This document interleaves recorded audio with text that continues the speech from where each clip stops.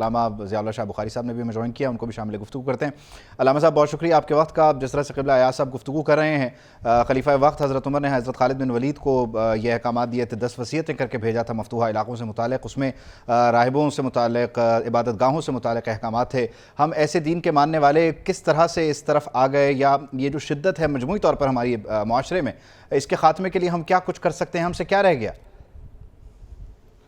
بسم اللہ الرحمن الرحیم۔ بلا شبہ یہ جو مذہب کے نام پر، دین کے نام پر، اللہ اور اللہ کے رسول صلی اللہ علیہ وآلہ وسلم کے پاکیزہ نام پر، حرمت رسول، حرمت قرآن صلی اللہ علیہ وآلہ وسلم، حرمت قرآن مجید فرقان حمید کے نام پر یہ جو کچھ ہم بعض اوقات بالکل احتیاط سے ہٹ کر اور قانون کو خود اپنے ہاتھ میں لے کر، اور جس طرح ابھی علامہ قبلہ ایاز صاحب ارشاد فرما رہے تھے کہ ہم خود ہی قاضی بن جاتے ہیں، خود ہی انصاف کرتے اور خود ہی فیصلہ کر کے اور خود ہی اس کو نافذ کرنے کی کوشش کرنا شروع کر دیتے ہیں، یہ بالکل سراسر اللہ اور رسول صلی اللہ علیہ وسلم کی تعلیمات کے منافی ہے، قرآن و حدیث کی تعلیمات کے منافی ہے۔ ہم ایک باقاعدہ ریاست کے شہری ہیں، اور ریاست بھی ایسی ہے جو اللہ اور رسول کے نام پر قائم ہوئی ہے، کتاب و سنت اس کا سپریم لا ہے، یہاں ایک متفقہ آئین الحمدللہ نافذ العمل ہے، جس کی پہلی شکل یہ ہے کہ قرآن مجید فرقان حمید اور نبی صلی اللہ علیہ وسلم کی سیرت مطہرہ اور سنت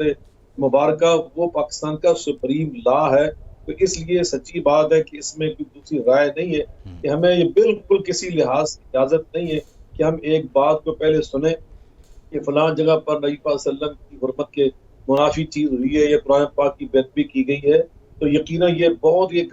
یعنی مذموم عمل ہے کہ نبی پاک کی توہین ہو اور بے ادبی کا کوئی پہلو اور شائبہ وہاں پہ ہو، لیکن اس کا ازالہ اور اس کے خلاف اس کا محاسبہ، اس کا کرنے کا ہمیں شریعت نے پورا سبق دکھایا، پورا راستہ دکھایا، اور وہ یہی ہے کہ ان جاکم فاسق بنبأ فتبینوا، کہ جا کر پہلے اس کی تحقیق کی جائے کہ جو ہمارے ریاستی ادارے ضمن میں ان کے ساتھ رابطہ کیا جائے،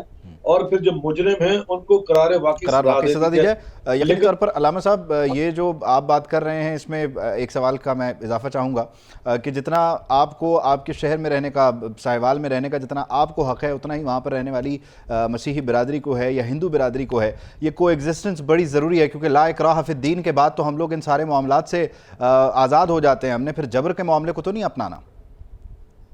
بہت خوبصورت آپ نے بات کی ہے، بہت خوبصورت۔ دیکھیں قرآن مجید فرقان حمید میں اللہ نے ہمیں یہی تعلیم دی ہے، وَلَوْ شَاءَ رَبُّكَ لَآمَنَ مَنْ فِي الْأَرْضِ كُلُّهُمْ جَمِيعًا،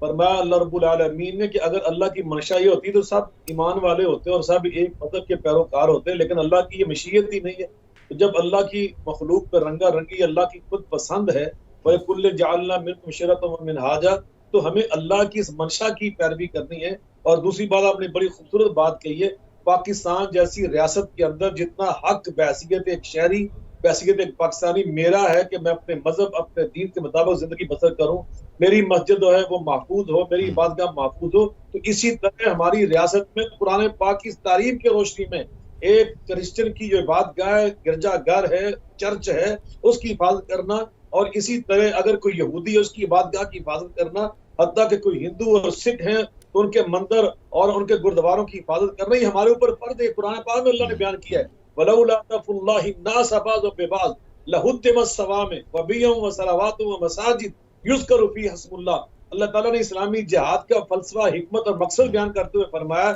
کہ جس طرح اس اسلامی جہاد کی برکت سے مسجد محفوظ رہے گی، اسی طرح جو ہمارے یہودی یا شہری ہوں گے اقلیتیں ہیں ان کی عبادت گاہیں بھی محفوظ رہیں گی، اور اس کی زندہ مثال میثاق مدینہ ہے، یقینی طور پر ہمیں اس سے رجوع کرنا چاہیے۔ علامہ ضیاء شاہ بخاری صاحب اور قبلہ ایاز صاحب، آپ دونوں حضرات کے وقت کا بہت بہت شکریہ۔